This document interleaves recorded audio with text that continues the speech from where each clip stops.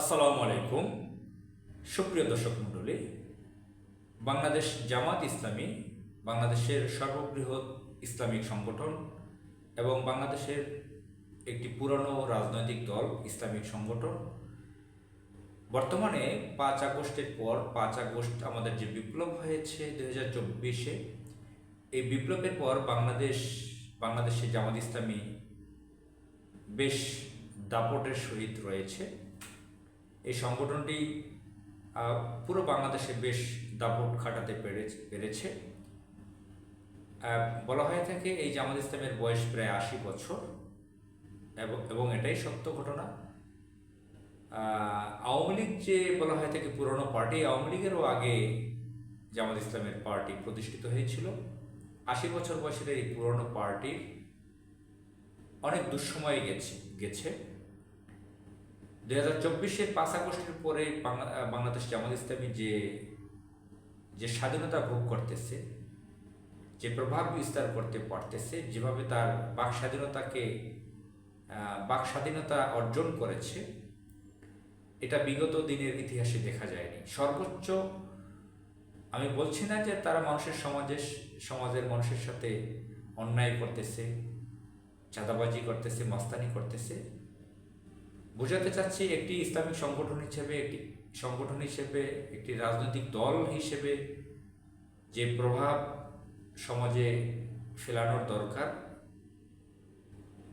যেভাবে মানুষের কাছে যাওয়া দরকার, দাওয়াত পৌঁছানো দরকার, কথা মানুষকে শোনাবার দরকার, সেটা তারা পারছে বর্তমানে 1 বছরের বেশি সময় ধরে। এটা বাংলাদেশের ইতিহাসে একটি যুগান্তকারী একটি ঘটনা। আমি যে ভাষায় বোঝাতে চেয়েছি আপনারা বুঝতে পারছেন কিনা। জামাত ইসলামের যে ঘটনা, এটা ঐতিহাসিক একটি ঘটনা। জামাত ইসলামের ইতিহাসে এরকম ঘটনা, এরকম স্বাধীনতা ভোগ করা, তারপরও অনেক ঘাটতি রয়েছে। কারণ বাংলাদেশে সেকুলারদের বেশ প্রভাব রয়েছে এখন পর্যন্ত। বর্তমানে ইন্টারিম সরকারের মধ্যে সেকুলার ভারতীয় এজেন্টরা ক্ষমতায় রয়েছে। যাই হোক, আমি সেই আলোচনায় ডিসকাসে যেতে চাচ্ছি না। আমি যেটা বলতে চাচ্ছি, বাংলাদেশ জামাত ইসলামকে বাংলাদেশের মানুষ কিভাবে দেখতে চায়, কিরকম দেখতে চায়। আমি সমাজের বিভিন্ন স্তরের মানুষের সাথে কথা বলি, বিভিন্ন কাজে মানুষের কাছে আমার যেতে হয়, বিভিন্ন মানুষের সাথে আমার বসা হয়, কথা হয়, আড্ডা হয়। তো যারা জামাত ইসলাম করে না, আওয়ামী লীগ করে না, বিএনপি করে না, জাতীয় পার্টি করে না, জাসদ করে না, এমন অরাজনৈতিক ব্যক্তিরাও তারা যে সমালোচনাটা এখন জামাত ইসলামের করছে, জামাত ইসলাম নিছক একটা রাজনৈতিক দল না, এটা একটা ইসলামিক সংগঠন। তারা দেখতে চায় যে এটা ইসলামিক সংগঠন হিসেবে তার অ্যাটিটিউড থাকুক, তার আচরণ, তার ক্যারেক্টার এটা থাকুক, তার আইডিওলজি থাকুক ইসলামিক আইডিওলজি। সে যেহেতু শুধুমাত্র নিছক একটা রাজনৈতিক দল নয়, প্রচলিত পলিটিক্যাল কালচারে তারা পলিটিক্স কিছুটা করতে হবে, তার প্রয়োজনীয়তাও রয়েছে, কিন্তু তার বেসিক একটা আইডিওলজি থাকবে ইসলামিক, যেহেতু সে ইসলামের কথা বলে। আমেরিকান সিটিজেন যারা আছে তারা নিজেরা অনেক অপরাধ করে, অনেক অন্যায় করে, খারাপ কাজ করে, গর্হিত কাজ করে, কিন্তু তাদের দেশের যে প্রেসিডেন্ট তাকে পুত পবিত্র দেখতে চায়। তো বাংলাদেশের অনেক মানুষ যারা জামাত ইসলামকে গালাগাল করে, অসম্মান করে, পছন্দ করে না, তারাও ভিতরের মনের দিক থেকে অনেকেই, সকলে না, যাদের অন্তরে কলব মোহর মেরে দিয়েছেন আল্লাহ তাআলা, যারা শক্ত অন্তরের তাদের কথা বাদ, যারা কঠোর ইসলাম বিদ্বেষী তাদের কথা বাদ, যারা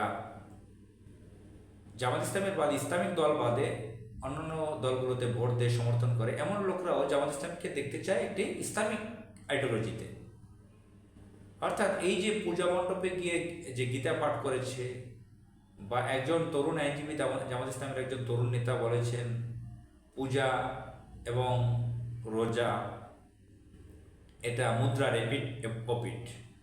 এটাকে আবার ডিফেন্স করার জন্য শহীদ মাওলানা দেলোয়ার হোসেন সাঈদীর ভিডিও এনে দিয়েছে। যদিও শহীদ মাওলানা দেলোয়ার হোসেন সাঈদী ভিন্ন প্রেক্ষাপটে ভিন্ন কথা বলেছেন। তিনি যেটা বোঝাতে চেয়েছেন লম্বা কথায় সেটা এই বিষয় না। এক কথায় শর্ট সেন্টেন্সে এই তরুণ আইনজীবী যেটা বলেছেন এটা মারাত্মক কথা।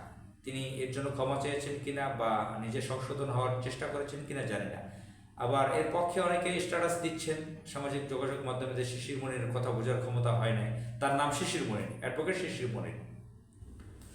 তো আজকে এক ভদ্রমহিলার সাথে আমার কথা হলো। এ বিষয়ে কথা বলতে গেলে অনেক কথা বলতে হয়, এত সময় আমি কথা বলবো না।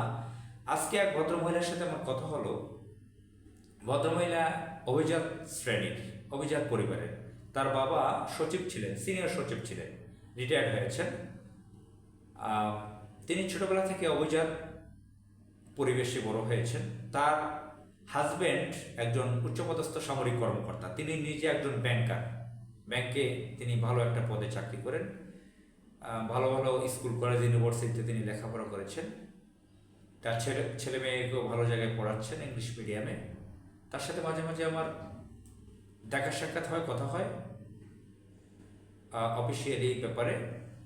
তিনি আজকে যেটা বললেন যে জামাত ইসলামীকে তিনি উল্লেখ্য যে এই মহিলা আওয়ামী লীগ পরিবারের। তার বাবা যিনি সচিব বা তার হাজব্যান্ড সামরিক কর্মকর্তা এবং পুরো পরিবার আওয়ামী পরিবার।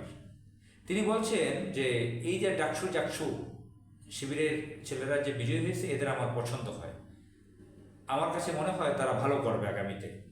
ইউনিভার্সিটির ক্যাম্পাসে সাধারণ শিক্ষার্থীরা তারা কল্যাণমূলক কিছু দেখতে পারবে, তারা অনেক সেবা পাবে। তিনি ইতিবাচকভাবে দেখছেন ছাত্র শিবিরকে।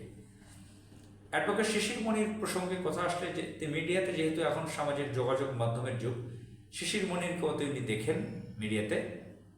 তিনি বলেন যে এই তরুণ আইনজীবীকেও তার কথাবার্তা খুব ভালো শোনা যায়, ভালো লাগে।